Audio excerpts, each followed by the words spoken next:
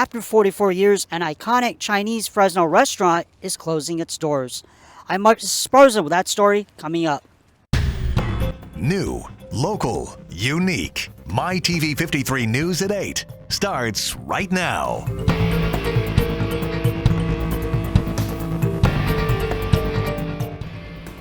Good evening and welcome to the San Joaquin Valley's only 8 p.m. news. I'm Giovanna Casanova. Thanks for joining us. First at 8, MyTV53's Marcus Esparza has our big story.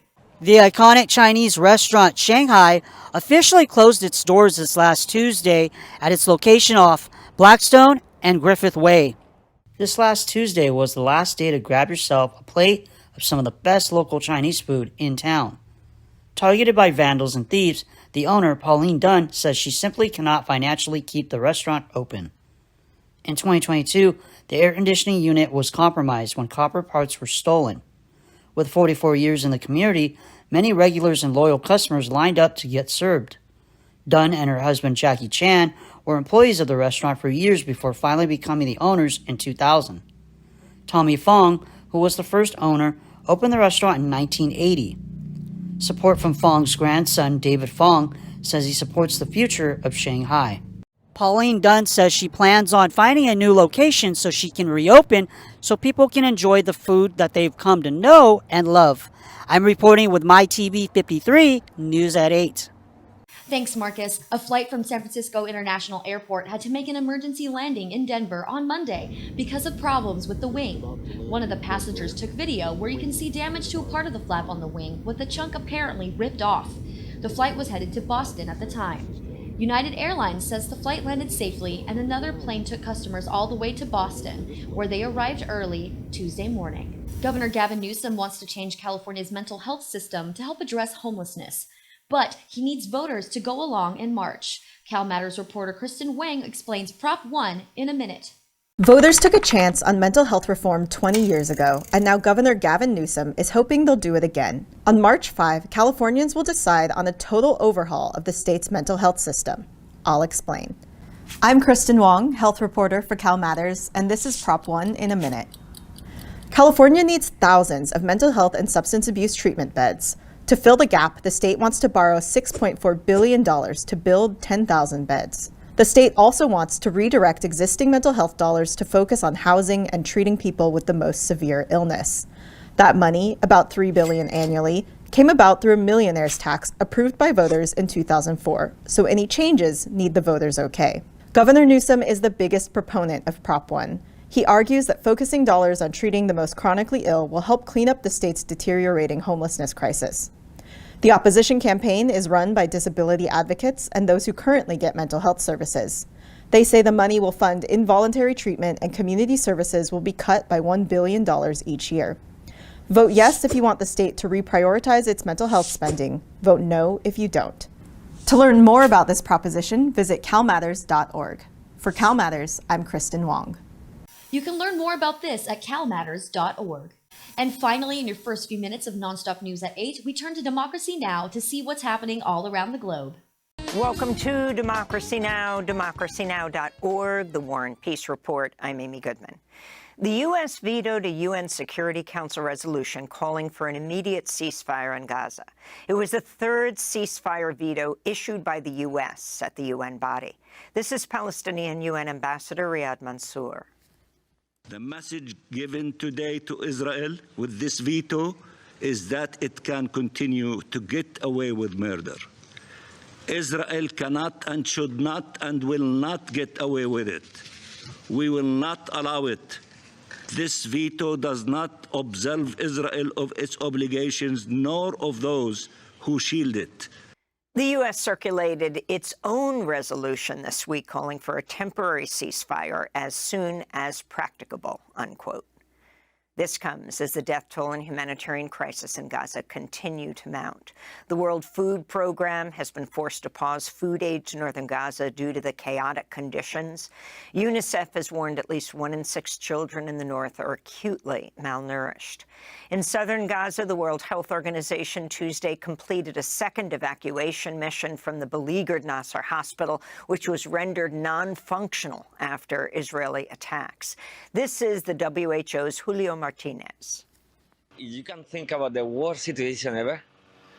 You multiply by 10, and this is the worst situation I have seen in my life. It's the debris, the light, working in the darkness, patients everywhere.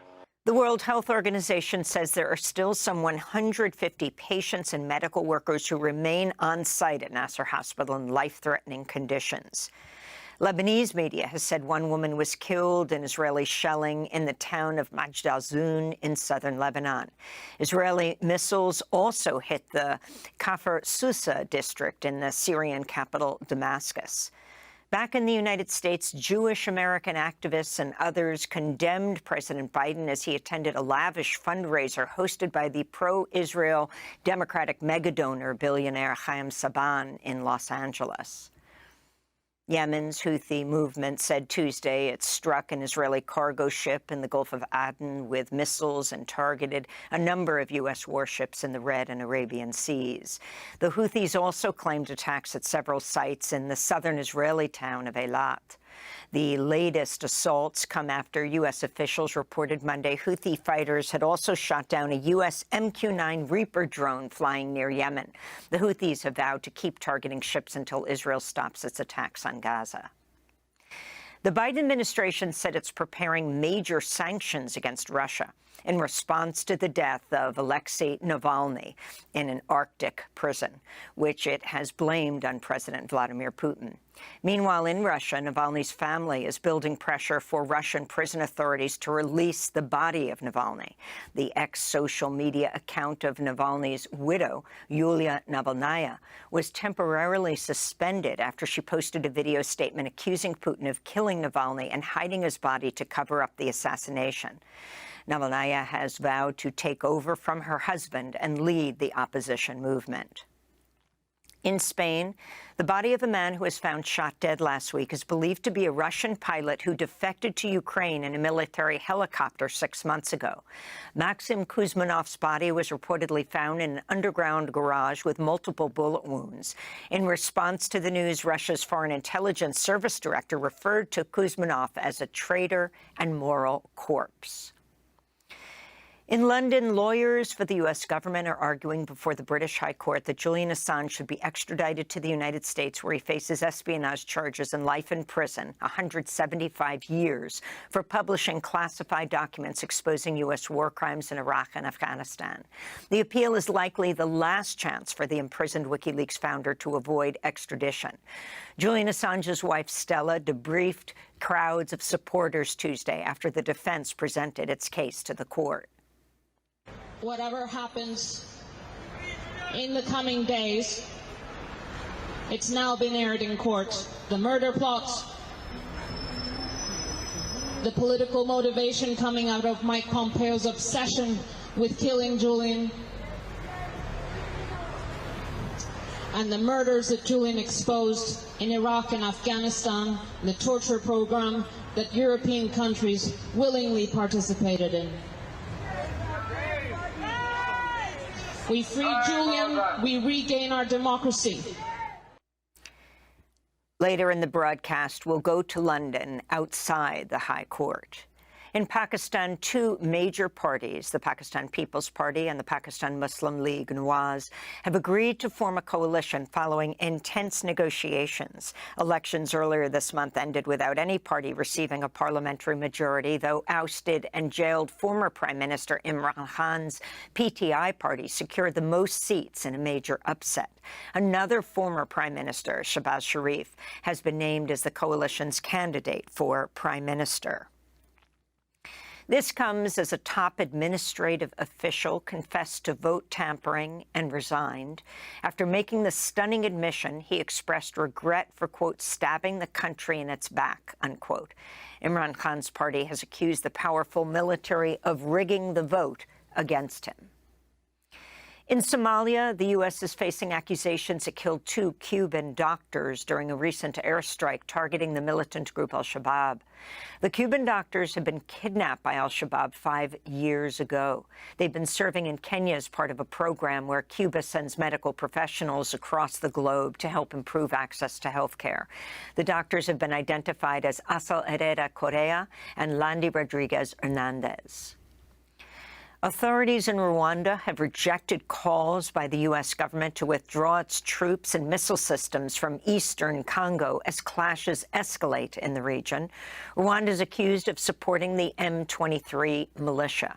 The intensifying conflict between the Democratic Republic of Congo's army and M23 has disrupted food supply lines to the eastern city of Goma, impacting more than 2 million people. This will result in famine because all of us in Goma depend on the Minova Road for agricultural products. They must do everything to reopen this road. I am convinced that opening this road will resolve the problem and everything will be fine. The country's authorities must do everything in their power to end the war. It's sure that after the war, everything will be fine. They must do everything to end this war.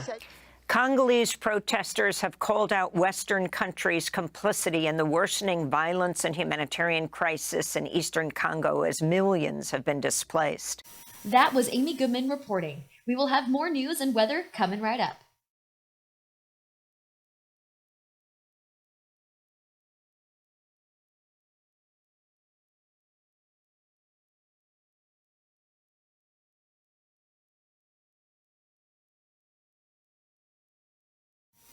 Welcome back. Time to see what's happening in Kern County. Here's Ali Soper. Coming up on Around Kern County, February is Safely Surrendered Baby Awareness Month. We're sharing details on this important campaign and how you can get involved. And the March primary election is right around the corner.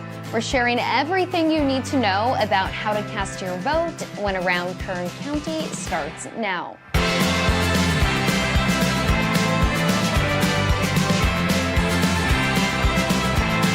Welcome to this week's Around Kern County. I'm your host, Ali Soper. We're beginning this week's show with an important awareness campaign being led this month by Kern County's Department of Human Services. Anna Marie Odo has more. This week, our Board of Supervisors declared February as Safely Surrendered Baby Awareness Month here in Kern County. This campaign, organized by DHS, is in partnership with other local community groups working to make a difference. All month long, residents will see everything from PSAs to social media designed to educate and inform. The Safely Surrendered Baby Law helps vulnerable newborn infants at risk of abandonment by encouraging their parents or those in lawful custody to safely surrender them within 72 hours after birth, no questions asked. Once surrendered, these sweet babies can be then adopted and placed into loving homes. Nathan started his life out at 23 weeks premature, and he was born at 1 pound, 4 ounces. He was 10.5 inches long, and his birth mother made the selfless decision to safely surrender Nathan while at the hospital. That decision in the Safe Surrender program allowed Nathan to get the much needed care in the loving forever home that he needed. So as you can see, our family has been positively affected and impacted by the Safe Surrender program. At the heart, the Safe Surrender program is about saving lives. By providing a safe and confidential way to surrender newborns, we prevent tragic outcomes and offer hope to families in crisis. Throughout Kern County, a newborn baby can be safely surrendered into the hands of staff at any hospital, emergency room, or fire station. Here in Kern County, 98 newborn babies have been safely surrendered since 2008, including 3 just last year. To learn more about this meaningful campaign, please visit kcdhs.org. We're less than 1 month away from California's March 5th primary election. And if you're a Kern County registered voter, expect your voter information guide from California's Secretary of State and sample ballot to be hitting your mailbox if it hasn't already. And as of today, all Kern County registered voters should have received their mail-in ballots from Kern County's elections office. If for some reason you haven't, please contact that office to have it reissued at 661-868-3590 or email elections@kerncounty.com.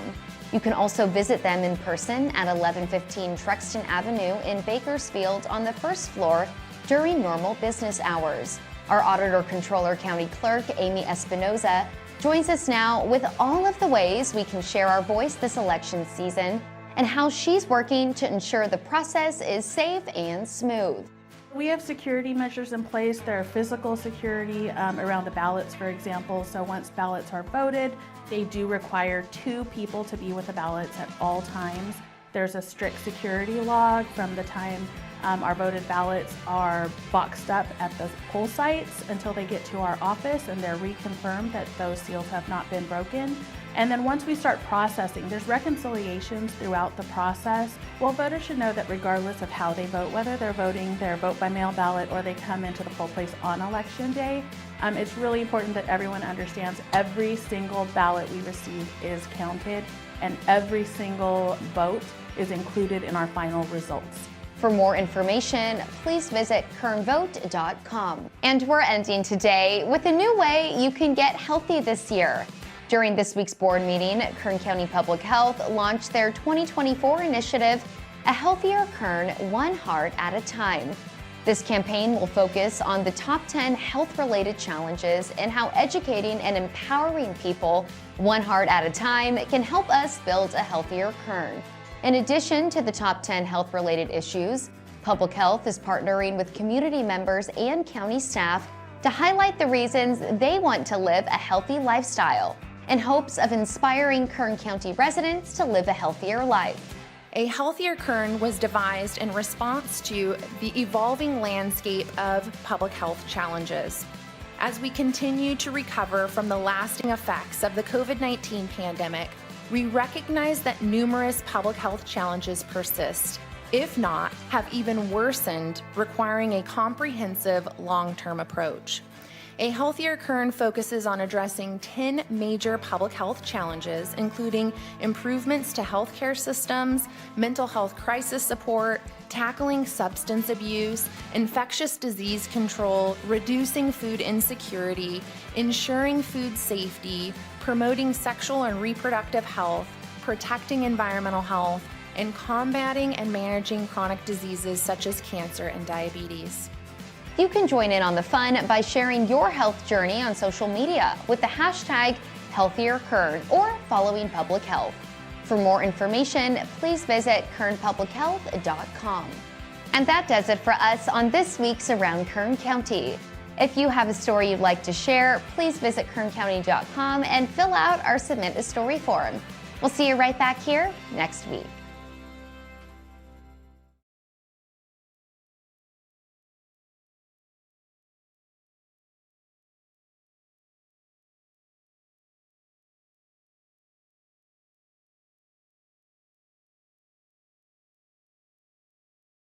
Now, let's check in with our Greek goddess of gossip, Athena Metsikis.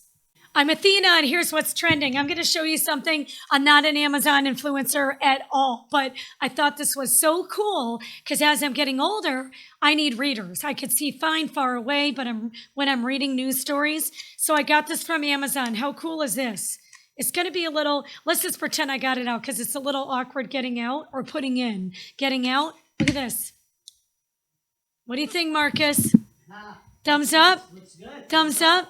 All right, here's what's trending. Disappearing baby names. Here are the names that are no longer popular that are disappearing.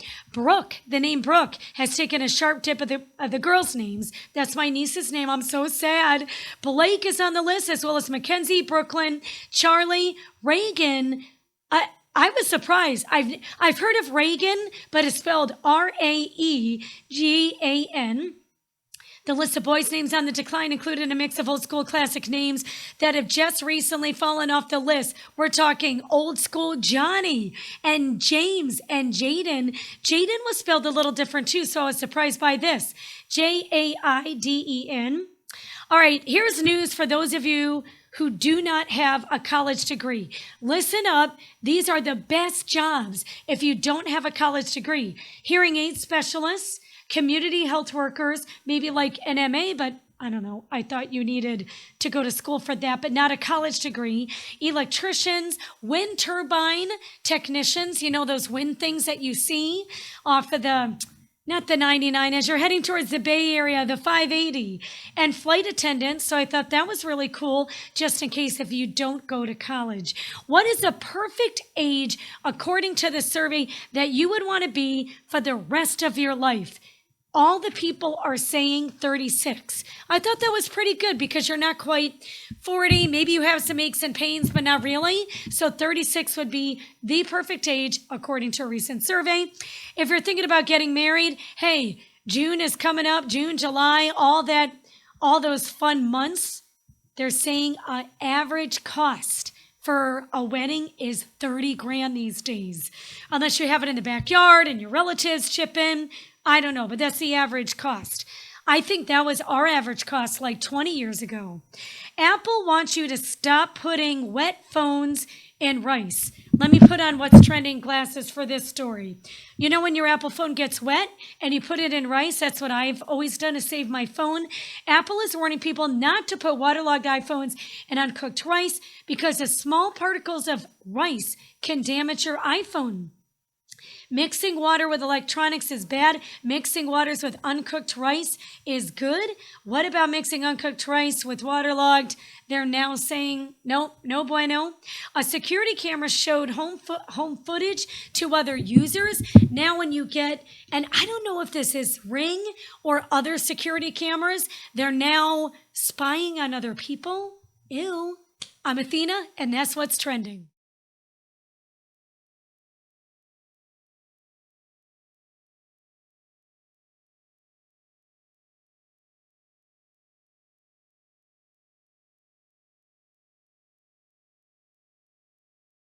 Finally tonight, the city of Fresno's surface water treatment facilities take water from rain and snowpack and treat it until it meets or exceeds drinking water standards. And Joseph Payne oversees that all-important process.